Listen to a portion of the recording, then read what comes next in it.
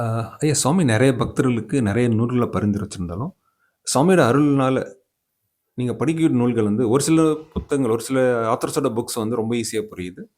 ஒரு சில ஆத்தர்ஸோட புக்ஸ் வந்து புரிய மாட்டேங்குதுன்ற மாரி வந்து டிஃபரன்சியேஷன் இருக்குங்க. சுவாமியோட அருள் இருந்தும் இந்த மாறுபாடு ஏன் வருதுங்க? ஒவ்வொரு ஞானியினுடைய வே ஆஃப் திங்கிங், இந்த டிஃப்ரெண்ட் ஸ்கூல்ஸ் ஆஃப் தாட்ஸ்ன்னு சொல்லுவாங்கள்ல, அந்த மாதிரி ஒவ்வொருத்தரும் ஒரு பாணி வச்சுருப்பாங்க. சாமி அது 64 வகையான ஞானிகள், 64 வகையான பாதைகள்னு சொல்லுவார் அதை. சில பாதைகள் தான் நமக்கு வந்து ஏற்படுத்தப்பட்ட பாதைகளாக இருக்கும். எல்லா பாதைகளும் எல்லாராலையும் அனுஷ்டானம் பண்ண முடியாது. ஆக நமக்கு எந்த பாதையை காட்டலாம், எந்த பாதையில் நம்மளை செலுத்தலாங்கிறத வந்து முடிவெடுக்க வேண்டியது குருநாதர். அது குருநாதர் வந்து ஒவ்வொன்றிலையும் பார்க்குறாரு. இவன் எந்த புஸ்தகம் முதல்ல கொடுத்து அவனை படிக்க வைக்கலாம்.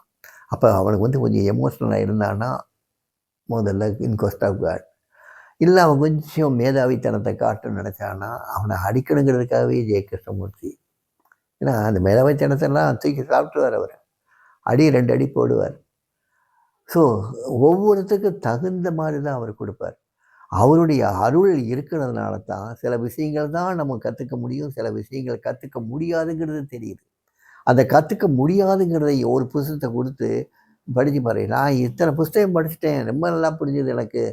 கொஸ்ட் ஆஃப் காட் படித்தேன், இந்த விஸ்ட் ஆஃப் காட் படித்தேன், இந்த வுட்ஸ் ஆஃப் காட் ரியலைசேஷன் ராம்தீர்த்தா படித்தேன், ஜெய கிருஷ்ணமூர்த்தி பூராம் படித்தேன், ஆச்சாரிய ரஜினிஷ் பூராம் படித்தேன், உபநிஷத்துக்கள் படித்தேன், இன்னும் அதை படித்தேன், இதை படித்தேன், என்னென்னமோ படித்தேன், வேதாந்தங்கள் எல்லாம் படித்தேன். இப்படிலாம் சொல்லிட்டு போகிறவன் ஒரு சாவித்திரிங்கிற ஒரு நூலை படித்து புரிஞ்சிக்க முடியல. டே நீ அங்கே தான் இருக்க அப்படின்னு சாமி சொல்கிற மாதிரி ஆகிடுதில்ல. நீ எல்லாம் தெரிஞ்சவன் கிடையாது. உனக்கு தெரியாத விஷயங்கள் நிறையா இருக்குது. அதனால் சப்மிஸ், சரண்டர், இதுக்கு வந்துடு. உனக்கால ஒன்றும் கிடையாது. எல்லாமே அந்த பரபிரம்மம் இந்த ஞானிகள் ஸ்வரூபத்தில் வந்து உனக்கு புரிய வைக்கிறதை தவிர்த்து உனக்கு புரிய வைக்காத விஷயங்களும் இருக்குது. அந்த புரிய வைக்காத, ஏன்னா நீ வந்து அந்த புரிய வச்ச உடனே நீ நமக்குள்ள ஒரு ஈகோ டெவலப் ஆகுதில்ல. எனக்கு இதெல்லாம் படிச்சிட்டேன்னு. உனக்கு படிக்க முடியாத நூல்களும் இருக்குது. அவங்களும் அதை எத்தனையோ பக்தர்கள் படித்து அவ்வளவு அதிலிருந்து கிரகிச்சு அதை பற்றியே பேசி இருக்கக்கூடிய பக்தர்களையும் பார்த்துருக்கேன். ஆனால் அந்த நூல்லேருந்து என்னால் 10 பக்கம் கூட தொடர்ந்து படிக்க முடியலை. ஸோ இதை வந்து சுவாமி நம்ம காட்டுறது என்னென்னா, உனக்கு தெரியாத விஷயங்களும் உண்டு, தெரிஞ்சுக்கிற விஷயங்களும் உண்டு.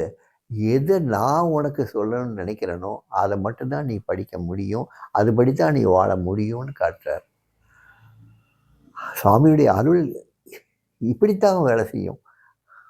எது உன்னால் முடியும், எது உன்னால் முடியாதுங்கிறத காட்டுறது. என்னால் முடியாததையும் காட்டினார், முடிஞ்சதையும் காட்டினார். ஸோ அவருக்கு ஒரு நாள் அருள் இருந்து நான் வந்து அதை படிக்க முடியலன்னு குறைய சொல்ல வேண்டியதில்லை. அவரோட அருளால் தான் இதை தெரிஞ்சுக்கிட்டேன். இந்த மாதிரி விஷயங்கள்லாம் என்னால் படிக்க முடியாதுன்னு.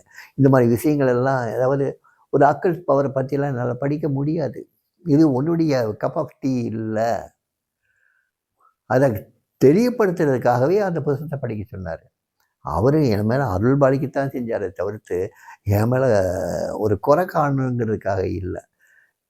எனக்கு தேவையான புஸ்தகங்கள் எது, தேவையில்லாத புஸ்தகங்கள் எதுங்கிறது அவரே அறுதியிட்டு சொல்லி அதை நான் வந்து ப்ராக்டிக்கல் லைஃப்பில் புரிஞ்சுக்கணுங்கிறதுக்காக சொல்லப்பட்ட வார்த்தைகள் இது. கற்றுக்கிட்டேன்.